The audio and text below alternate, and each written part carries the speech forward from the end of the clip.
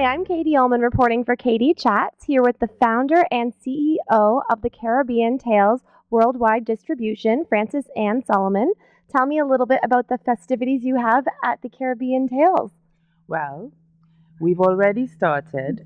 August the 17th, our Toronto Film Showcase 2013, which is the 8th one we're doing annually, started at the CNE, and that's finishing on Friday. That's tomorrow. So we've had 2 weeks of screenings and talkbacks and all that kind of stuff at the CNE. That's in collaboration with a group called the Islands of the Caribbean, which is an association of the tourism boards of the Caribbean. That's Jamaica, Antigua, Grenada, St. Kitts, and Vincent, St. Lucia. Great. And then we're going on to the Harbourfront next week. And that's where all the most of the stuff happens.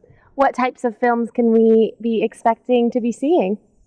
Well, next week, we have 10 feature films in official competition that are brand new. They haven't been seen in Canada before. Many of them are world premieres. They're from Trinidad, St. Lucia, Trinidad, Jamaica, Aruba, Barbados, Haiti, Dominican Republic, and then we have huge communities in the States as well as in, Europe. So we have lots of films from the diaspora and from the Caribbean. Yeah. Tell me a little bit about your incubator. The incubator program is because we at CaribbeanTales, we're not just about showing films. It's also about building a regional and global film industry for Caribbean films. So the incubator's aim is to train filmmakers in those important skills of marketing and packaging and selling films in order to create an infrastructure or to support an infrastructure that helps to make product viable within the international marketplace. So we run it alongside the Toronto International Film Festival. This is the 4th year.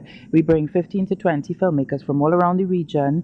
We get support from Telefilm Canada, so we have a number of Canadian filmmakers as well who are supported, and then we promote them and they learn about promoting themselves, and we culminate at pitch breakfast that we have at the Lightbox, at the Bell Lightbox, where dozens of delegates from around the world come and hear their pitches and vote on the best pitch, and also get a chance to meet them and hopefully make partnerships, but most importantly of all, they get to work with each other. And these are filmmakers who are from as far afield as, England, Europe, Dominican Republic, across boundaries of language, as well as, the islands are very separated by water, and then there's a lot of, so we get to kind of create a global network of Caribbean filmmakers. Okay.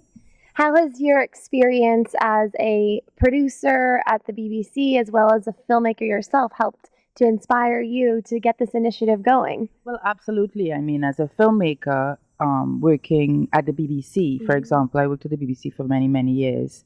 It was an incredible experience because here we had an infrastructure that created, produced, distributed, and had an audience, for their content.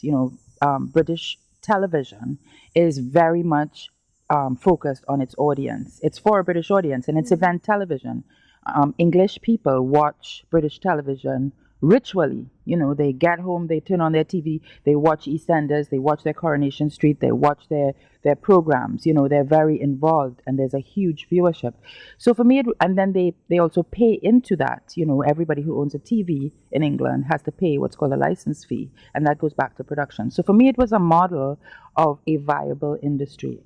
And I thought we should really build something like that for our content, for our stories, for our audiences in the Caribbean. And that became my commitment coming out of working at the BBC.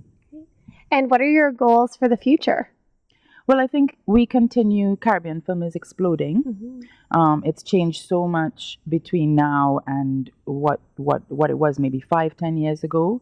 There's real interest growing in the region among governments. There's funds, festivals, incentives, schools growing up in the region. There's a real kind of identity that's being carved in terms of Caribbean film and that brand. And I think going forward, what we're going to see is a lot of structures being put into place, just as they are, for example, in Canada, where you have partnerships between the government, Telfilm, the private sector, like Shaw and all those kinds of organizations that support and fund the film industry, and broadcasters. You know, that's a partnership that helps make the industry work, make it viable, make it something that people can do for a living and that contribute to the economy rather than just something, you know, oh, I feel like doing this for a hobby. Do you know what I mean? You can get paid and you hire staff and there's an infrastructure. People are trained to work within a context. So I think that's what you're going to see in the Caribbean, and the product will continue to like explode in terms of quality and diversity. And where's the best place to find out more information on the Caribbean Tales and on you and your work as a filmmaker? Because I know you have a feature in development as well online.